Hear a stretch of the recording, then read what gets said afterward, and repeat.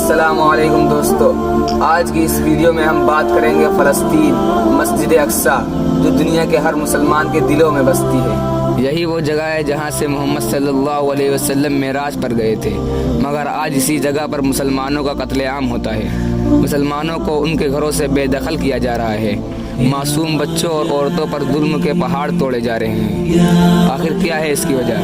क्या है फ़लस्तीन का इतिहास? क्या है मस्जिद अक्सा का इतिहास? क्या है इजराइल बनने का इतिहास? सब जानेंगे आज की इस खास वीडियो में। दोस्तों, मस्जिद अक्सा की बुनियाद सबसे पहले हज़रत आदम अलैहिस्सलाम ने रखी थी। बुखारी व मुस्लिम की हदीस में है कि हज़रत अबू हुरैरा रज़ियल्लाहु ताला अन्हु ने एक मरतबा रसूल सल्लल्लाहु अलैहि वसल्लम से पूछा कि दुनिया की सबसे पहली मस्जिद कौन सी है, तो आप सल्लल्लाहु अलैहि वसल्लम ने फरमाया मस्जिद हरम। फिर अबू हुरैरा रज़ियल्लाहु ताला अन्हु ने पूछा कि इसके बाद, तो आप सल्लल्लाहु अलैहि वसल्लम ने फरमाया मस्जिद अक्सा। फिर अबू हुरैरा रज़ियल्लाहु ताला अन्हु ने पूछा इन दोनों मस्जिदों में कितने वक्त का फासला था, तो आप सल्लल्लाहु अलैहि वसल्लम ने फरमाया 40 साल। दोस्तों, इस हदीस से मालूम चलता है कि मस्जिद अक्सा या तो आदम अलैहिस्सलाम ने खुद बनाई या उनकी किसी औलाद ने। इसके बाद हज़रत इब्राहीम अलैहिस्सलाम के पोते हज़रत याकूब अलैहिस्सलाम ने बैतुल मुक़द्दिस यानी यरूशलेम शहर की बुनियाद रखी। फिर यहाँ इंसानी आबादी फलने फूलने लगे। आज से तकरीबन 3000 साल पहले यानी 1000 ईसा पूर्व हज़रत दाऊद अलैहिस्सलाम ने बैतुल मुक़द्दिस शहर को फ़तह किया। दोस्तों, इसके बाद ज़रा गौर से सुनिएगा। हज़रत दाऊद अलैहिस्सलाम के बेटे सुलेमान अलैहिस्सलाम ने आदम अलैहिस्सलाम के वक्त की बनी मस्जिद अक्सा को दोबारा तामीर की। यही वो मस्जिद थी जिसे आज यहूदी सोलोमन टेम्पल या फर्स्ट टेम्पल कहते हैं। यहीं से सारी कहानी शुरू होती है।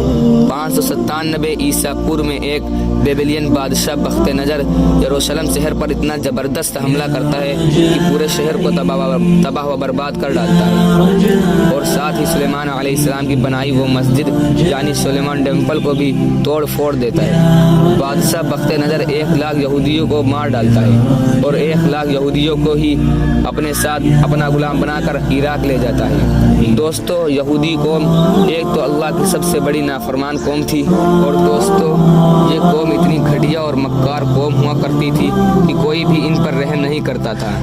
खैर, बादशाह बख्ते नज़र के हमले से सिर्फ 100 साल बाद ही यहूदी कौम उसी जगह पर एक और मस्जिद बना लेते हैं जिसको सेकंड टेम्पल कहा गया है। यहूदी की तबाही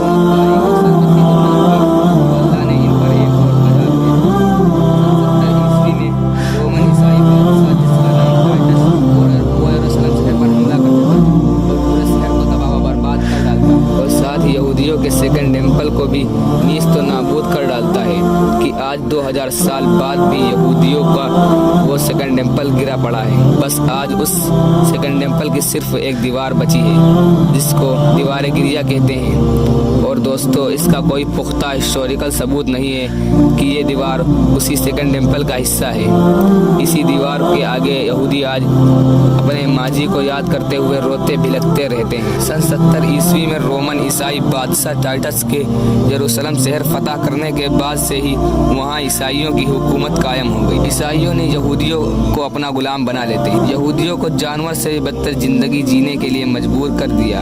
यहाँ तक कि यहूदियों को उनकी इबादतगाह यानी मस्जिद अक्सा में भी जाने से पाबंदी लगा दी।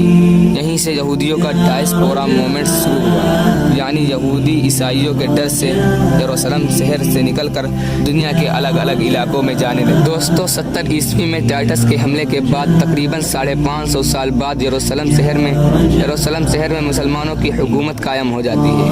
यही वो वक्त था जब पूरी दुनिया में मुसलमानों का रोब दबदबा बढ़ता जा रहा था। बड़ी से बड़ी सल्तनतें भी मुसलमानों की ताकत से घबराती थी। सन 637 ईस्वी में मुसलमानों ने यरूशलेम शहर को फतह करने का इरादा बनाया। जंग की तैयारी शुरू हुई, फोर्स कायम की गई, मगर यरूशलेम के ईसाई हुकूमत का गला मुसलमानों की ताकत के डर से पहले ही सूख चुका था। इसीलिए ईसाइयों ने बिना जंग के ही मुसलमानों के आगे घुटने टेक दिए और यरूशलेम शहर को मुसलमानों के हवाले करने के लिए तैयार हो गए।